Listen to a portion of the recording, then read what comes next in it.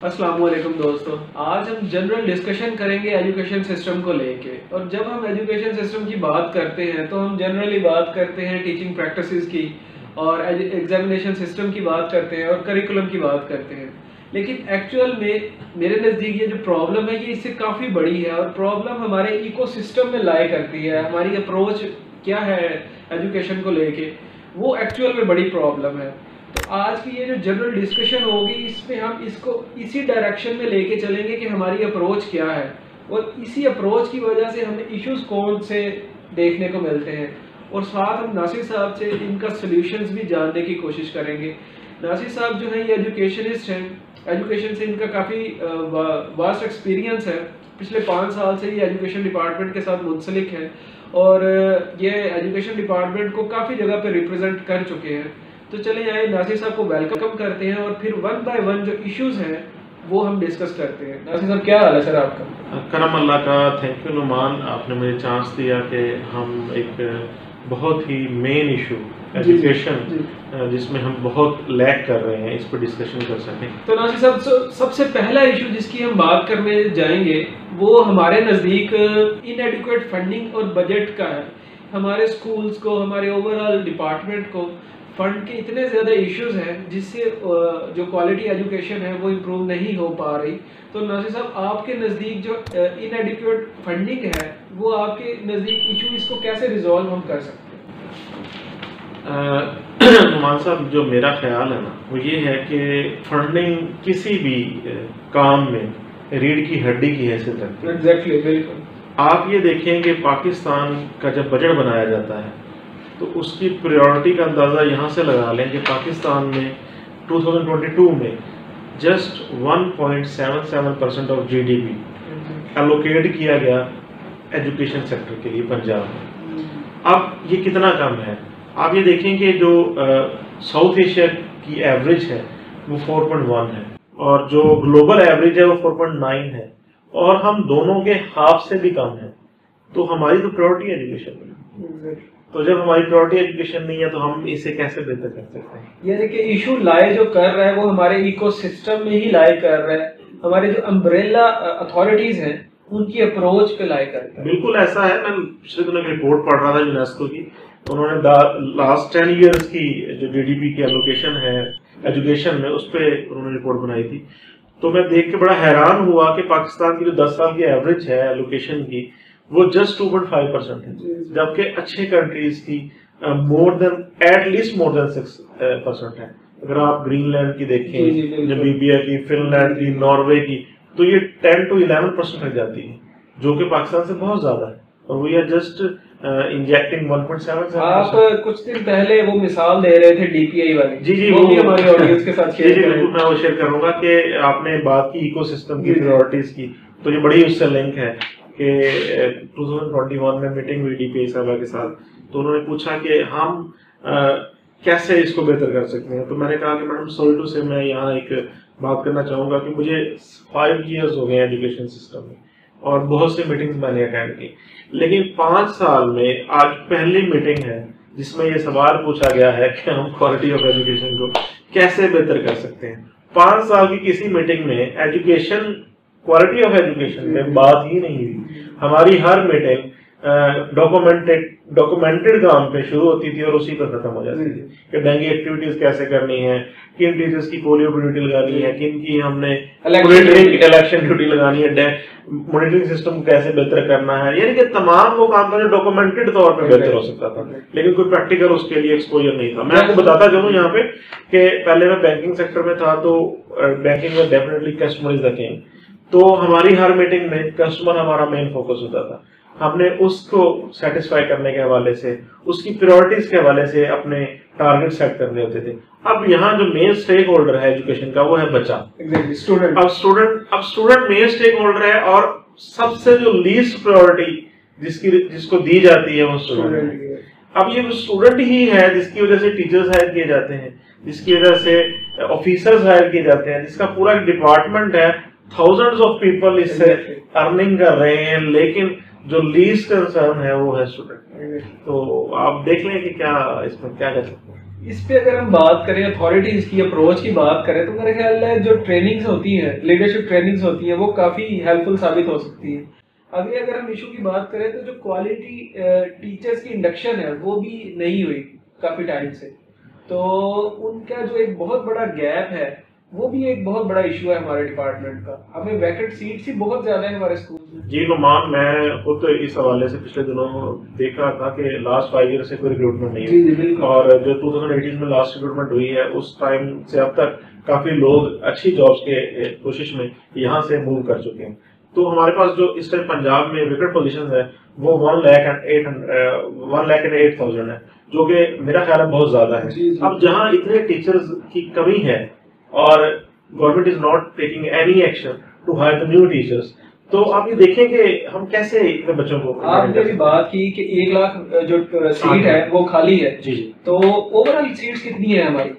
Overall 4,500 seats हैं। अच्छा। 4,05,000 almost. सही। तो 4 लाख में से अगर 1 लाख सीट ही खाली है, यानी 25% जो हमारे पास सीट्स हैं वो वैकेंट पड़ी जी। 25% वैकेंट है, तो आप देखेंगे कितनी बड़ी बात है, कितना बड़ा लॉस है और कितने बच्चे इससे सफर हो रहे हैं। यानी कि हायरिंग भी सॉल्यूशंस का बेसिक हमारा डिपार्टमेंट होना चाहिए कि हमें हायरिंग करें ज्यादा से ज्यादा। बिल्कुल, पहली प्रायोरिटी होनी चाहिए कि हमारी पोस्ट वैकेंट नहीं होनी चाहिए, ताकि हमारे पास जो बच्चों के लिए अवेलेबल सैंक्शन पोस्ट है वो फिल रहे। लेकिन नजर यहाँ एक चीज और आती है कि अगर जब हम हायरिंग करते हैं तो हमारे खजाने पे बहुत ज्यादा बोझ पड़ता है, पेंशन देनी पड़ती है, फिर ओवरऑल एक प्रॉपर हम एक स्केड्यूल को लेके चलते हैं।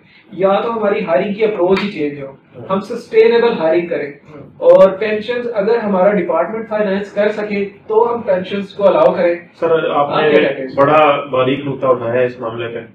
देखें, आप किसी भी डिपार्टमेंट को ले लें, अगर आप उसमें बेहतरी चाहते हैं तो आपका जो प्रायोरिटी होगी वो ये होगी कि आप एजुकेशन में बेहतरी लेके। तो मेरी सजेशन है कि एजुकेशन में आपको कंप्रोमाइज करना पड़ेगा, आपको टीचर्स हायर करने पड़ेंगे और with the utmost facilities hire करने पड़ेंगे कि आप टीचर को जितना भी फैसिलिटेट करें वो कम है। अब पाकिस्तान में अगर आप देखें जो सबसे लीस्ट फैसिलिटेट तबका है वो टीचर्स का है, तो आप कैसे सोच सकते हैं कि एक सफर करता हुआ टीचर एक अच्छा जज बना सके, एक अच्छा ब्यूरोक्रेट बना सके, एक अच्छा पॉलिटिशियन बना सके? ये पॉसिबल नहीं है। लेकिन फिर इशू ये आता है कि जब हम प्राइवेट स्कूल्स की बात करते हैं, क्योंकि हमारा कोई भी चीज अगर हमें अंडरस्टैंड करनी है तो उसका बेसिक क्राइटेरिया ये है कि हम उसको कंपैरिजन करते हैं। बिल्कुल। हम व्हाइट को व्हाइट इसीलिए कहते हैं कि ब्लैक हमारे सामने है। बिल्कुल ऐसे है। तो जब हम प्राइवेट स्कूल्स का देखते हैं ओवरऑल सेटअप, वो काफी ज्यादा उनका एजुकेशन सिस्टम अच्छा है, वहाँ तो सैलरीज बहुत कम है, और हमारे एजुकेशन सिस्टम के अंदर हमारे टीचर्स की सैलरीज बहुत ज्यादा है, लेकिन ओवर द एंड हमें जो आउटपुट नजर आती है वो बहुत कम है। सर इसके पीछे जो बड़ी वजह है वो अनएम्प्लॉयमेंट है कि पाकिस्तान में एम्प्लॉयमेंट अपॉर्चुनिटीज नहीं है, जिसकी वजह से जो पढ़ा लिखा नौजवान है ही हैव नो ऑप्शन, उसके पास ऑप्शन ही नहीं है, वो just for the sake of earning private school को ज्वाइन करना है। अब वहाँ पे जो पावर है वो ऑटोनोमस है कि एक प्रिंसिपल फुली इम्पावर्ड है, अगर आप वहाँ पे नहीं पढ़ाते तो आपको निकाल दिया जाता है। तो गवर्नमेंट स्कूल्स में हम कैसे इंप्रूव करें? अगर गवर्नमेंट स्कूल में फंड ज्यादा है, आप ये तो माने कि हमारा प्राइवेट स्कूल का जो फंड है वो कम है और एजुकेशन का स्टैंडर्ड ज्यादा है, और गवर्नमेंट स्कूल में हमारे फंड ज्यादा है और क्वालिटी ऑफ एजुकेशन कम है, आप इस बात को मानते हैं? सर मैं बिल्कुल मानता हूँ। देखिए, अल्लाह ताला ने इस दुनिया को बनाया और सजा और जजा का सिस्टम रखा। हमारे गवर्नमेंट सेक्टर में जो सबसे बड़ी वजह यह है कि वहाँ यहाँ सजा और जजा का सिस्टम नहीं है।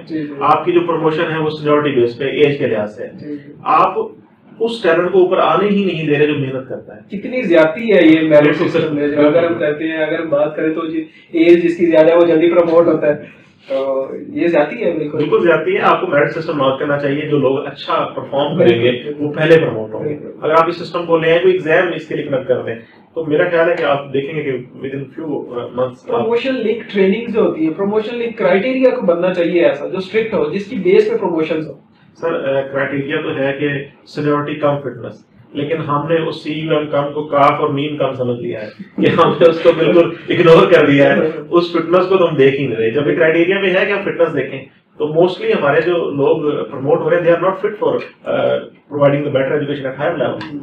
तो अगर हम पूरी दुनिया की वैसे बात करें जनरली, तो जो जापान है और दूसरी जगह है वहाँ एजुकेशन स्टैंडर्ड इतना ज्यादा हाई हो चुका है, और इवन तो जैसे हम बात आगे भी करते होते हैं, जो सेकंड वर्ल्ड वॉर थी उसके बाद उसने तो एशिज से अपने आप को खड़ा किया है जापान ने, और फिर भी उनका एजुकेशन सिस्टम इतना ज्यादा स्ट्रॉन्ग हो चुका है, और हमारा अभी उसी जगह पे खड़ा है और उसी डगर पे चल रहा है आगे।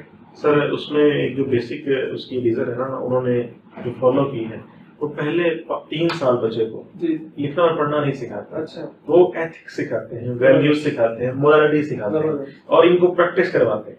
हमारे एजुकेशन में बच्चा, बल्कि मैं अभी भी विजिट करता हूँ तो मुझे ये चीज हमारे सिंगल नेशनल करिकुलम में बड़ी बेहतर लगी कि उन्होंने पहले 5 से 8 चैप्टर तीनों बुक्स में, इंग्लिश, उर्दू, मैथमेटिक्स में हमारी रोजमर्रा की रूटीन के मुताबिक ऐड की है। लेकिन टीचर उसको 2 साल गुजरने के बाद भी अडॉप्ट करने को तैयार नहीं है। टीचर जब फर्स्ट डे बच्चा आता है तो उसे ABC, अलिफ बे और 1 2 लिखना सिखा रहा है। अब मैंने टीचर से बात की, मैंने कहा आप ये क्यों करवा रहे हो? कहते हैं जी ये जरूरी है। मैंने कहा कि आप ये बताएं कि जब हम बड़े होते हैं, पैदा होते हैं और सीखते हैं चीजों को, तो पहले हम बोलना सीखते हैं, आसपास की चीजों के नाम सीखते हैं या लिखना सीखते हैं। तो आप देखेंगे प्रायोरिटी क्या है ना, टीचर इस प्रायोरिटी को एक्सेप्ट करने को तैयार नहीं। बात की चेंज की, तो चेंज की डेफिनेशन इंटेलिजेंस की ये है कि एबिलिटी टू अडेप्ट जो है उसको कहते हैं कि अगर आप change, ability to adapt the change, कि आप चेंज को एक्सेप्ट करते हैं और जितना जल्दी एक्सेप्ट करते हैं वो उतना आपका इंटेलिजेंस लेवल है। तो इंटेलिजेंस लेवल ओवरऑल हमारी सोसाइटी में आपको लगता है यानी कि कम है, जिसकी वजह से हम चेंज ही नहीं करना चाह रहे, अपने आप को मॉडिफाई नहीं करना चाह रहे। सर देखें, कायनात को अगर आप पूरी तरह थोड़ा सा ऑब्जर्व करें, अल्लाह ताला फरमाता है कुरान में हर जगह कि आप गौर क्यों नहीं करते, तो हर लम्हे तब्दीली आ रही है।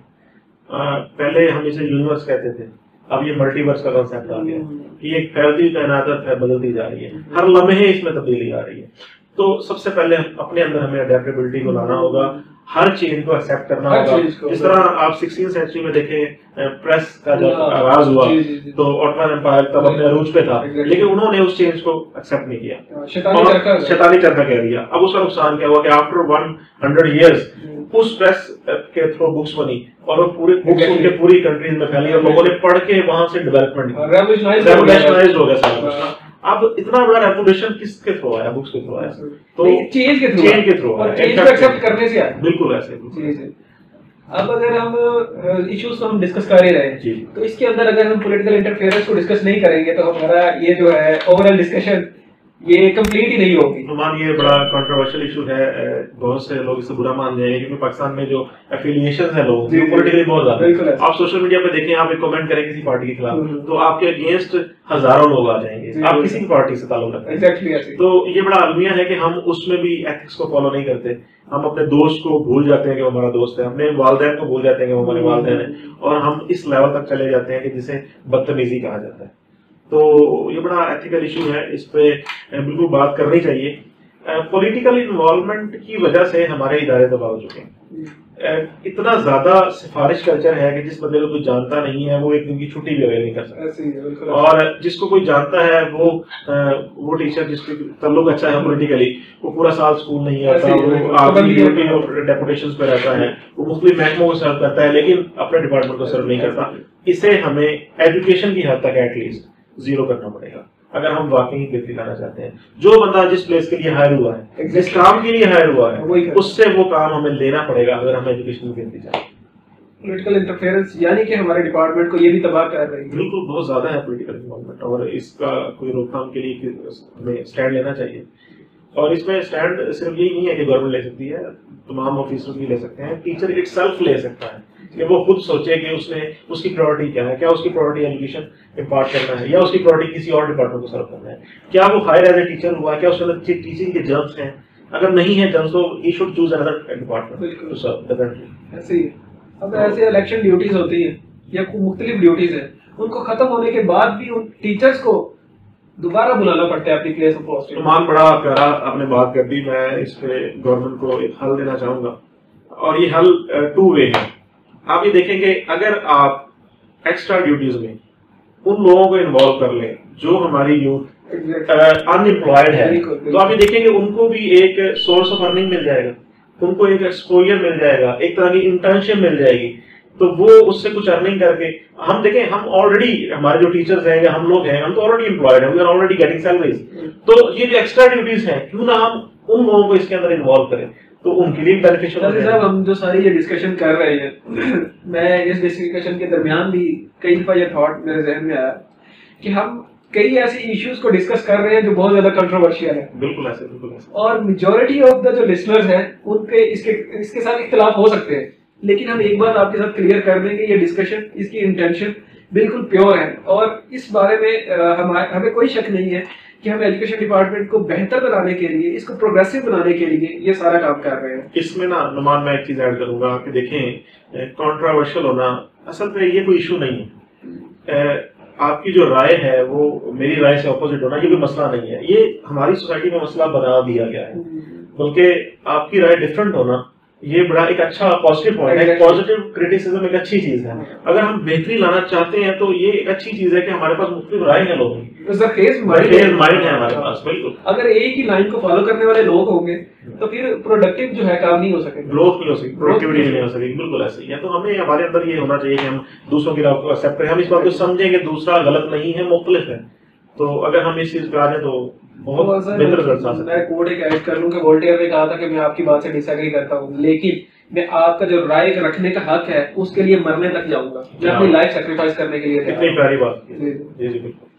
तो इसी के साथ मेरे डिस्कशन को कंक्लूड करते हैं। बिल्कुल, नेक्स्ट फ्राइडे इंशाल्लाह फिर इसको कंटिन्यू करेंगे और ये दोस्तों पहली एपिसोड है, आगे हम इसको इंशाल्लाह मजीद लेके चलेंगे। बिल्कुल बिल्कुल, और हम चाहते हैं कि सुनने वाले भी इसमें हमें राय दें कि इस डिस्कशन से आपने क्या सीखा और इस डिस्कशन में आप मजीद क्या ऐड कर सकते हैं।